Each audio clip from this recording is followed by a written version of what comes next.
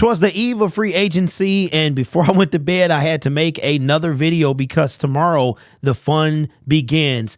A pass rusher that probably fits the mold of Brad Holmes has become available or will become available, coming from Adam Schefter about an hour ago.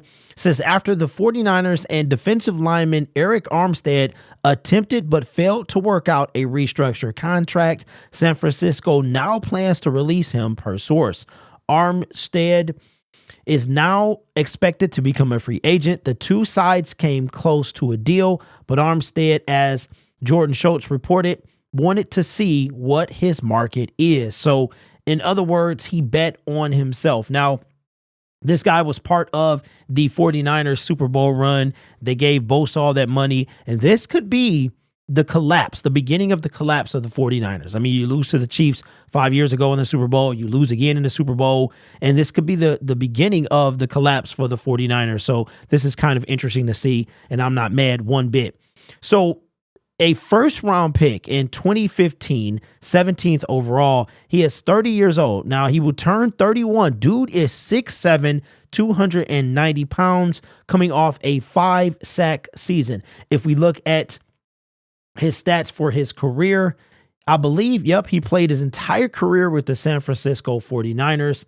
And after a no sack 2022, 5 sacks in 2023, 6. So his lone year of double-digit sacks was 2019. Again, this is the type of guy that Brad Holmes is going to go after. Now, according to NFL Network, the 49ers asked him to take a pay cut, a significant pay cut, and he said no. Now, if we look at his market value, not his market value just yet, but look at this, man. His base salary for 2024 was $17 million. He had a signing bonus of $3.5 million. He had an option of $1.5. I mean, money all around. This is what the dead cap is going to be $26 million, and the cap hit is going to be $28 million. Again, the 49ers asked him to take a pay cut, and he said no. Now, if we pull up he doesn't even have a market value because he wasn't slated to become a free agent until next season. Not this season coming up, but next season. So Eric Armstead, I remember he was part of that defensive line that helped the San Francisco 49ers make that run. Him, Chase Young, Javon Hargrave, Nick Bosa, those guys. He was a solid piece. Now, I would assume that he's probably going to want revenge on the Niners. They asked him to take a pay cut. He says no. He's going to want to see them again. So why not come to the Detroit Lions? So on the eve of the champion period, as a matter of fact, in 12 hours and 10 minutes, we get to kick this thing off. So another kind of pass rusher, 6'7", dude is tall as I don't know what. But here's the thing. Another pass rusher, middle of the pack guy has now opened up. So depending on what kind of price Eric would want, but you gotta keep in mind too that he might take a hometown discount. He really might. What I mean by that is he might take a discount to get on a team that's going to see his team again, right? And what better team to sign than with the Detroit Lions? But this is going to be very interesting. So he is set to become a free agent 12 hours before the tampering period begins. I mean, they must have worked up and worked out to the last minute. And now Eric Armstead is going to be a free agent.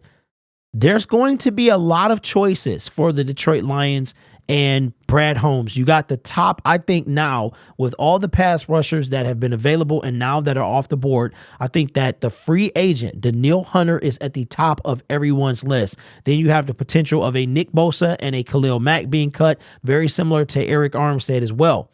Right. And that stuff could happen in the next 24 hours, in the next 12 hours. We don't know. But now the top of the line pass rusher, as far as DE, I would probably say was Danielle Hunter. DT, I would probably say Christian Wilkins. And then everyone after that. So those are going to be the two most coveted guys, in my opinion, in free agency. Expect them to be off the market very quickly, unless they want to take their time and find the right fit for the right finances. But Eric Armstead, man, another guy, middle of the pack, right around what Brad Holmes would do. Age, everything just fits.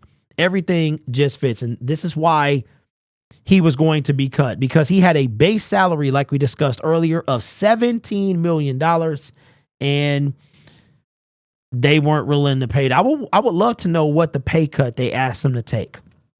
So with that, coupled with the Detroit Lions, he just saw them the game before the Super Bowl. So it's been, 6 weeks since he saw us. Brad could be on the phone right now trying to get Eric Armstead to come to Detroit. So let me know in the comments below. I think this is going to be the most fun that I've ever had in free agency in all my years on YouTube. This is year number 5 talking Detroit Lions, and I believe this is going to be the most fun that I've had because the regime is putting us in the right place. I'm telling you, all Brad Holmes really has to do for me is get a pass rush. Once he does that, then my faith and confidence will begin to build even more than it is now. But I could see some middle tier guys, because if we miss out on Daniil and or Christian Wilkins, then it's just second tier guys after that, in my opinion, unless you want to like a Bryce Huff or a Jonathan Greenard. Those guys could be like the fringe of that top tier, if not so already. So let me know what you think in the comments below. This channel is made possible by viewers, subscribers, and members just like you. If you are not a subscriber of the channel,